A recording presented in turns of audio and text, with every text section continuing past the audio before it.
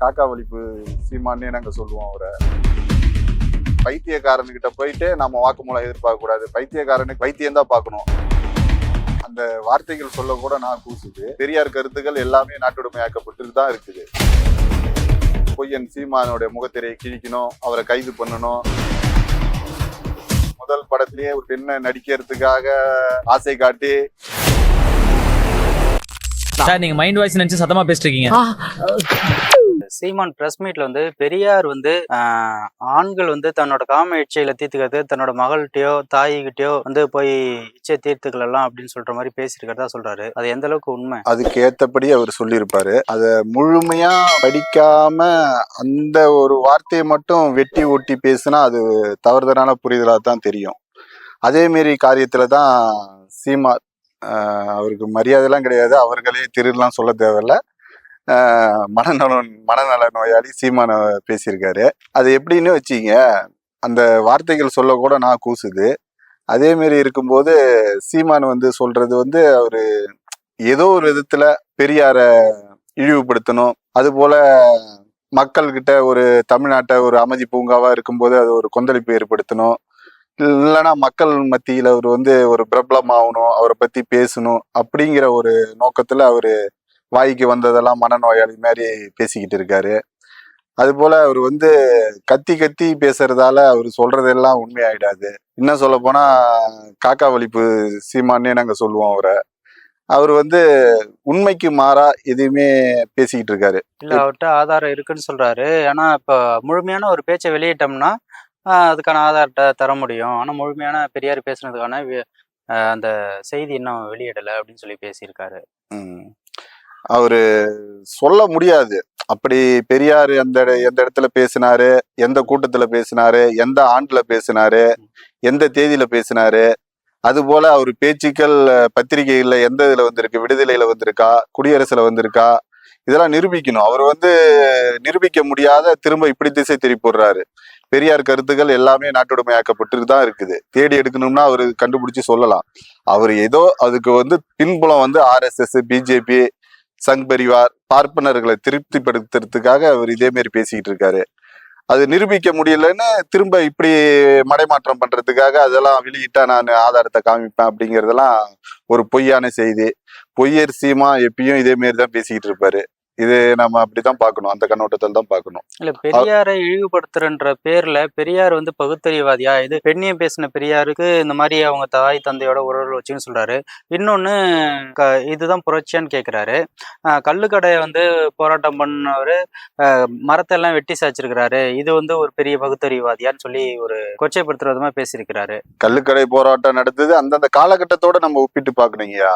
கள்ளுக்கடை இப்ப வந்து டாஸ்மார்க் நமக்கு விளம்பரமா தெரியல. அப்ப வந்து கள்ளுக்கடை வெறும் மக்கள் மத்தியில ஒரு பெரும் சீரழிவை ஏற்படுத்தினதுதான். அதனால்தான் காந்தியாரோட இணைந்து ஒத்துழைமை இயக்கம் அது அவரு கதராடை வித்தது, காந்தியாரை வந்து பின்தொடர்ந்தார் பெரியாரு. அதெல்லாம் சுயமரியாதை இயக்கம் தொடங்காததுக்கு முன்னாடியே பகுத்தறிவுக்கு உபாதனா, அதாவது பெரியாரை பொறுத்த வரைக்கும் அவரே முன்ன நின்று எதுனாலும் செய்வாரு. வீட்டுல வந்து மறுமணம் செய்யறதுக்கு தடை இப்ப இந்த காலகட்டத்துல இருக்கும் போதே அவரு 70-80 வருடத்துக்கு முன்னாடியே தன் குடும்பத்திலேயே மறுமணம் செஞ்சு காட்டினாரு. அது போலதான் இதையும் முன்னுதாரணமா இருந்து அவரே அவருடைய சொந்த மரத்தை தானே வெட்டினாரு. அது பகுத்தறிவுக்கு அதுக்கு எப்படி அது பகுத்தறிவாதியான்னு கேட்கறது அது ஒரு முட்டாள்தனமான கேள்வியா இருக்கு. பெரியார் பகுத்தறிவாதின்னு சீமான் வந்து சான்றிதழ் கொடுக்க தேவையில்ல. முன்மாதிரியா இருந்தா அவர் கள்ளுக்கடை மறியல் போராட்டத்தை அவங்களோட நாகம்மை, கண்ணம்மா இவங்கெல்லாம், தங்கை கண்ணம்மா இவங்கெல்லாம் தொடர்ந்து கள்ளுக்கடை மறியல் போராட்டத்தை முன்னெடுத்தாங்க. பெரியாரை அம்பேத்கரோட ஒப்பிட்டு பேசுறாங்க. பெரியாரை ஏன் அம்பேத்கரோட ஒப்பிடுறீங்க? அம்பேத்கர் வந்து உலக ஸ்காலரு, அவர் கூட பெரியாரை ஒப்பிடாதீங்கன்ற மாதிரி தான் பேசிட்டு இருக்காரு. ஏன் சீமானுக்கு இவ்வளவு பெரிய வன்மம் பெரியார் மேல? எதனால இருக்குன்னு நீங்க நினைக்கிறீங்க? அவரு ஆரம்ப கட்டத்துல திரைத்துறையில வந்தவரு. திரைத்துறைக்கு பக்கம் போனோம்னா அவரு முதல் படத்திலேயே ஒரு பெண்ணை நடிக்கிறதுக்காக ஆசை காட்டி அந்த பொண்ணை, அதை பேசக்கூட வேணான்னு சொல்ற, அது தனிப்பட்ட கருத்தா கூட இருக்கலாம், அந்த பொண்ணை சீரழிச்சு இப்ப இன்று வரைக்கும் இந்த விஜயலட்சுமிக்கு கூட ஒரு பதில் சொல்ல முடியாத அந்த அம்மா கழுவி ஊத்திக்கிட்டு இருக்கு. அந்த அம்மாவுக்கு கூட பதில் சொல்ல முடியாம அதன் பிறகு பெரியாரை கையில எடுத்தாரு. நான் பெரியாரின் பேரனாரு, அம்பேத்கரின் வாரிசுனாரு, மார்க்சிய மாணவனாரு. இதெல்லாம் வச்சு அவர் வந்து அவருக்குள்ள ஒரு பிரபலத்தை, அவரோட அடையாளத்தை வந்து விதிச்சுக்கிட்டாரு. அதன் பிறகு இப்ப வந்து அவர் வந்து RSS கைகூலி, பார்ப்பனோட கைகூலி, இப்ப இருக்கிற பிஜேபியோட கைகூலியா, நாக்பூர் அடிமையா, ஒரு மனநோயாளியா இருந்ததால இப்ப வந்து அவங்கள திருப்திப்படுத்துறதுக்காக இதே மாதிரி இருபெரும் தலைவர்களை அவர் ஒப்பிட்டு பேசுறாரு. ஏன்னா அம்பேத்கரும் பெரியாரும் வந்து ஒரே தத்துவத்துல பயணிச்சவங்க. வடநாட்டுல பெரியாராகவும் அது போல தென்னாட்டுல அம்பேத்கராகவும் ரெண்டு தலைவர்கள் வாழ்ந்தாங்க. பெரியாரும் அம்பேத்கரும் எங்களை பொறுத்த வரைக்கும் ஒரு நாணயத்தின் இரு பக்கங்கள். அவங்க வந்து சித்தாந்த ரீதியா அவங்கள முழுமையா படிக்கிறவங்களுக்கு அது புரியும். இவரு சொல்றாருன்னா ரெண்டு பேத்தையும் ஒப்பிட்டு வேறுபடுத்தி பாக்குறாருன்னா அது அவருடைய சுயநலம் தான், அவருடைய அறியாமையா கூட அது இருக்கலாம். பெரியார் வந்து அன்னைக்கு வந்து நீங்க கொள்கை தவிர அறிவிச்சேன்னு சொல்லி ஒரு பிரஸ் மீட்ல கேக்குறாங்க. அதுக்கு வந்து சீமான் வந்து ஒரு திருப்பி வந்து இழிவுபடுத்துற விதமா தான் பேசுறாரு. இப்ப வந்து அப்பெல்லாம் இந்த RSS இதோட அவங்கள தொடர்பு இல்ல.